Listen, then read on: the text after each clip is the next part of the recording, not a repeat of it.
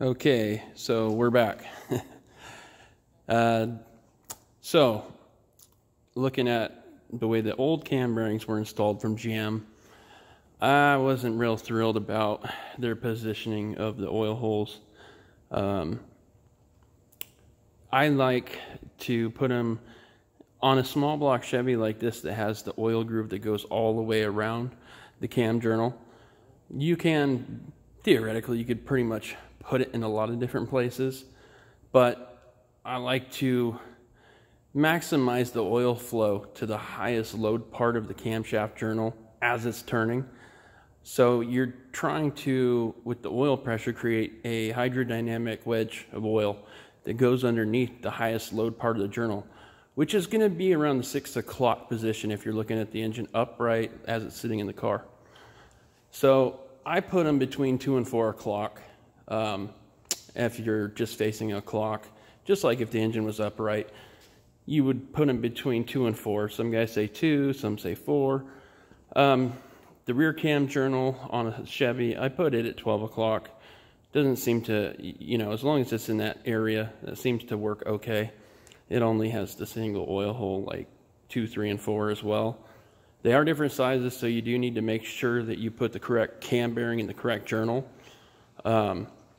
And yeah, the way that they came from GM, they were at 12 o'clock, all of them, except for number 1 was a little bit different, but I decided to go ahead and change the cam bearings.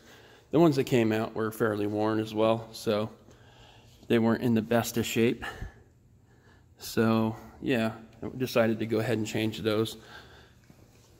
Yeah, almost everything that I used in this build was from Summit. Honestly, their name brand parts are really good. I very rarely have had any issues with anything that I've gotten from Summit. The fastest shipping of anybody I know. I don't really use Jigs a whole lot. I'm sure they're good too, but yeah, I have a good rapport with Summit. So this is my cam bearing removal tool, and it's just an old rusty bar that's been threaded on the end, and it has a guide so that you can knock the old cam bearings out, and then it has a pilot at the end that fits inside. I have several different versions, but yeah, it was an old cam bearing install tool. But with the hard aluminum end, you don't really want to install bearings because it will mar up the edge of the bearing real bad. So this is my cam bearing tool that I use, and has many different adapters.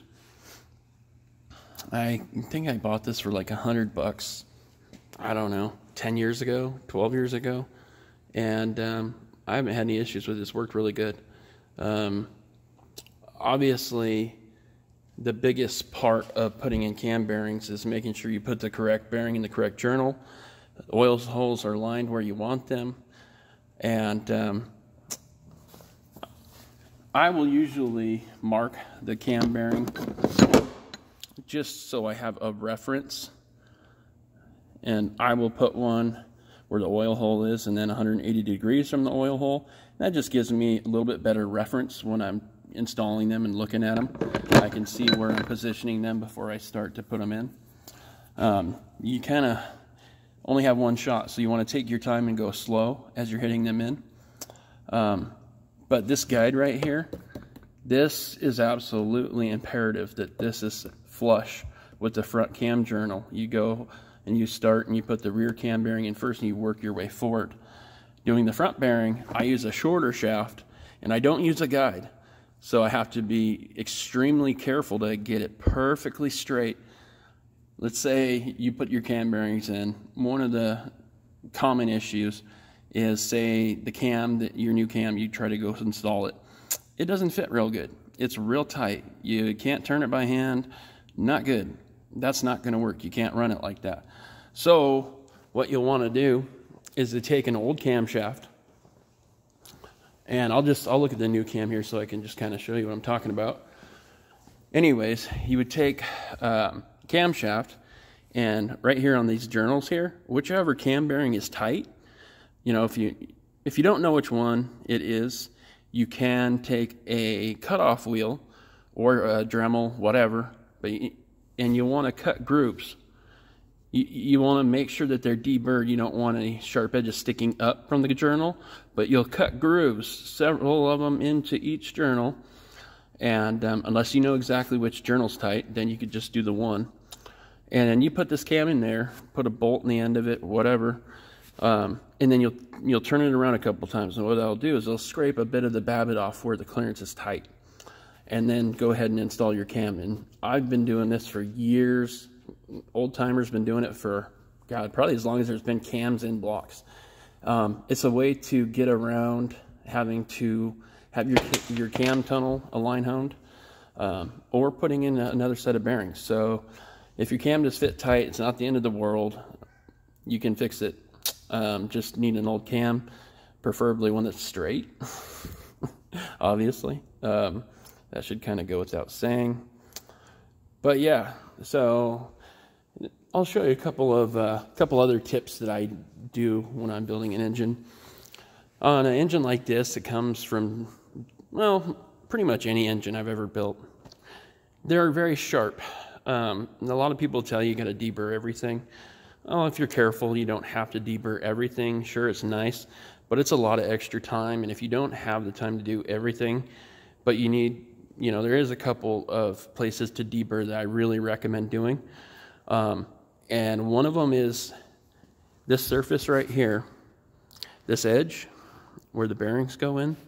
I'll deburr that just to get rid of the sharp edge. Because when you install the bearings, what happens is you go to slide them in. You start at this end with your tang, and then you pop the bearing in.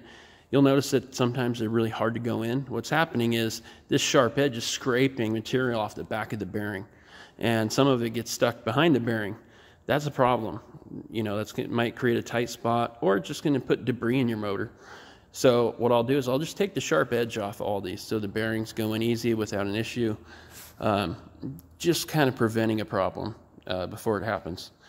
The other thing you got to watch out for, like installing these cam bearings, and I haven't cleaned this one up yet, but what will happen is you'll get a little bit of material that gets scraped off of the bearing as you install it. You really got to make sure you clean that up and get rid of that after you install the bearings. Especially blow out the oil holes. You just don't want any metal debris in there as you're building your new motor or rebuilding a motor.